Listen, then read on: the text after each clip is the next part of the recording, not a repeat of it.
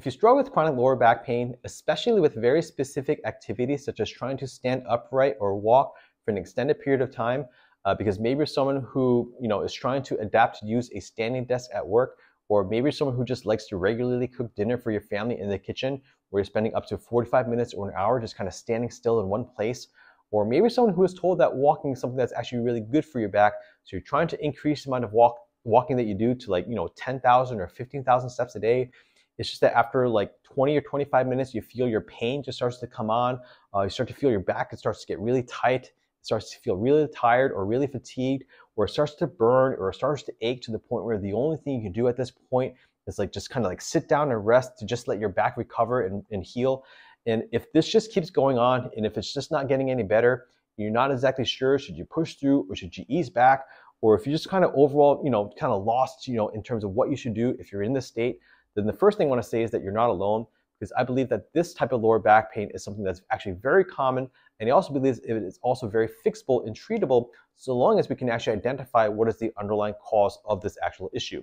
And in our experience, in working with a lot of people who are struggling with lower back pain, especially with standing and walking, what we find is the major culprit is actually something known as weak or deactivated glute muscles. And in this video, I want to share with you what these glute muscles actually are, what role they serve within our body, how weak glutes could potentially be causing lower back pain in ways that you may not be aware.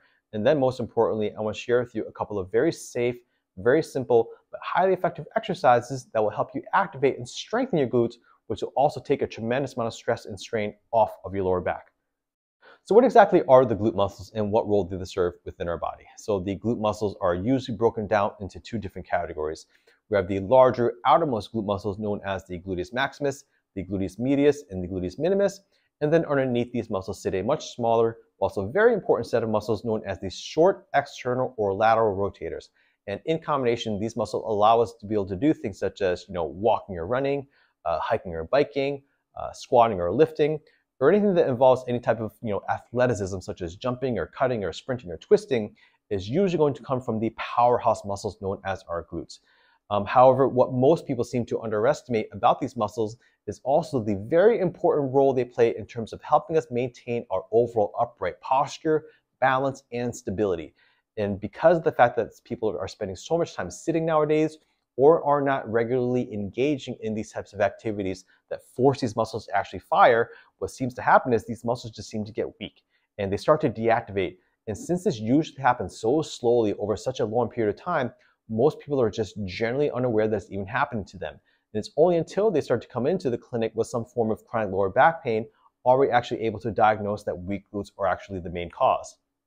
So how exactly do weak glutes cause or contribute to lower back pain? I believe that this happens through two main reasons or through two main mechanisms.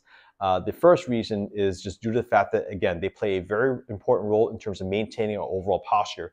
But when they're not functioning, or when they're just not strong enough, what seems to happen is the muscles of the lower back then have to overwork and overcompensate for the lack of function of these glute muscles. And this is what usually causes those back muscles to get so tired or so fatigued so quickly, just because they're trying to do the work of two different muscle groups and they just can't handle the stress, and at some point start to buckle under the pressure to the point where the back just feels like it wants to give out. And the second reason, again, is just due to the very important role these muscles also play in terms of maintaining the stability of our pelvis. So these muscles sit in the back of our hip, in the back of our pelvis, and the pelvis is this kind of huge bowl-shaped object that also serves as the foundation for our spine and the foundation for our overall upper body. However, when these muscles are weak, what seems to happen is the muscles of the front of the hip and the front of the pelvis, known as the quadriceps and hip flexors, which are usually very tight for people who spend a lot of time sitting. And again, when these muscles are tight, it seems to pull the pelvis into this very awkward posture and position known as anterior pelvic tilt. And when the back spends too much time in an anterior tilted position, as you can see here, the lower back vertebrae and the joints start to get also pulled into this very awkward, very uncomfortable posture known as hyperextension or hyperlordosis. And when the back spends too much time in this position, a lot of stress starts to build up, a lot of pressure starts to build up, and these are things that can also lead to other issues such as pain or inflammation or just stress, which are obviously things that we want to avoid long term if we're trying to heal your back. However, with the right set of exercises and with the right approach to be able to diagnose and fix the underlying cause of weak glutes, what seems to happen is we start to be able to level out that pelvis, to be able to take that pressure off the lower back. We also start to restore the function of the postural muscles, so lower back muscles just aren't having to do too much, to the point where over time we start to see people's backs just start to get a lot better. Their back muscles aren't so tight all the time, just because we're starting to learn how to restore the overall function of the body in the way that it's tended to work. So what I want to share with you next are some of our favorite exercises to teach you how to activate and strengthen your glutes, which we believe are also very safe to do and very easy to do on your back if your back just quite isn't ready for a ton of exercise or anything like that. So with that said, let's get into the first exercise demonstration for today. Okay, so the first exercise we want to show you today is known as a hip extension on all fours, also known as a bird dog, you focusing just on the hips and through the legs. So Tui, go and demonstrate. So what Tui's going to do here is she's going to slowly slide her leg back and try to kick her leg up towards the air, while really trying to activate and squeeze her left gluteal muscle through here, while also making sure her back is staying straight and her core staying tight, and go and slowly pull the leg back down. And we're looking for about a 5-second hold at the top. So go and demonstrate on the right side. So again, just slowly sliding the leg back, kicking it up in the air, while making sure your back stays straight, core stays tight, and really making sure also your hips are staying level as well, while also concentrating on creating a very good solid contraction of that gluteal muscle through here. Go and slowly pull the leg back down. So I want to show you next are just a couple of very common mistakes that we see a lot of people make when they try to do this exercise initially, and it's also just kind of telling of some of the common patterns that we see for people with kind of chronic lower back issues. So Tui, go and demonstrate the one with the overarching back. So the most common mistake that we'll see people make is when they try to lift their leg, sometimes they lift their leg too high, they're not attentive to what's actually going on in their back, and we'll start to see their lower back start to dip and arch into this very uncomfortable hyper arch position through here. Okay, so go and demonstrate on the other side. And again, this is a very common mistake pattern that we see a lot of people make when they don't have good awareness or good engagement through what's happening through their hips, and their backs just tend to dip or start to overarch or overcompensate for the lack of strength or stability through the muscles of the glute. So going to come back down. So the second mistake that we want you to avoid, go and demonstrate with the uneven hips, is we'll see a lot of times people, as they lift their hips, is that their hips and their pelvis will start to rotate out.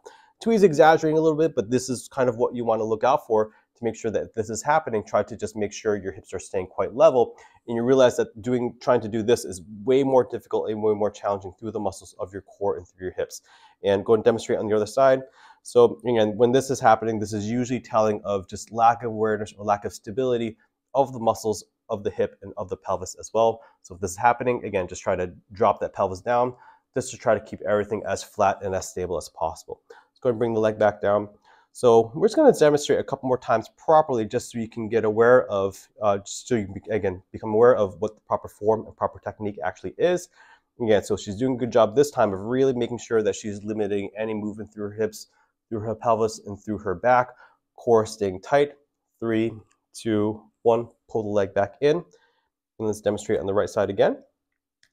And it's less important, especially in the beginning. We don't care too much how high the leg goes. It's more important to make sure that you're keeping everything straight, everything stable, and really trying to feel the contraction of that gluteal muscle. Go ahead and come back down. So if you feel a stronger contraction with the leg going less high, that's completely fine. Demonstrate one more time on each side. Again, making sure that the back's staying straight, the core is staying tight, and the hips are staying level. That is the most important part of this exercise. And as you get better, as you get stronger, you'll slowly be able to feel like you can lift that leg a little bit higher, while making sure everything else stays, again, completely straight, neutral, and stable. So hold it for 3, 2, 1, and slowly pull the leg back in.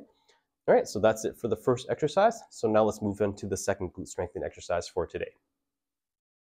Okay, so the second exercise we're going to show you today is a very common, popular physical therapy exercise known as the glute bridge. But in this video, I want to share with you what I believe are the best ways to approach this exercise in terms of form and technique to really maximize the strength that you generate through your glutes, while also minimizing any stress and strain that it could be putting on your lower back as well. So Tui, go and demonstrate. So what Tui's going to do here is she's going to start by laying on her back with her knees bent. And she's going to start by flattening her back into the floor by engaging her abdominal muscles. Once she does that, she's going to try to lift her hips as high as she can through the air, while trying to squeeze her glute muscles as tight as she can. And one of the common cues that we might give to our patient, which sounds a little silly, but just pretend you're trying to like pinch a coin between your butt cheeks and just really try to maximize the amount of engagement that you get through your glutes and through your hip muscles through here. And hold at the top for about 5 seconds and then slowly come back down and just like so. Okay, so what I'm going to show you next is just one of the most common mistakes that we'll see make when they do this exercise, which is also indicative of some of the problems that we laid out in the beginning of this video, where people tend to over-rely upon their back muscles instead of being able to use their hip muscles. So Tweet, go and demonstrate with the overarched back. So again, when people do this exercise improperly, go and arch up a little bit more, is that we'll have people tend to want to try to lift their back as high as they can, but what they do is they start to over-rely upon their back muscles and aren't really focusing on what's happening through the hips or through the glutes. Go and come back down. So again, if you start to feel a lot of back pain or tightness or spasm, or if you're not really attentive to your form or your technique, go and demonstrate one more time.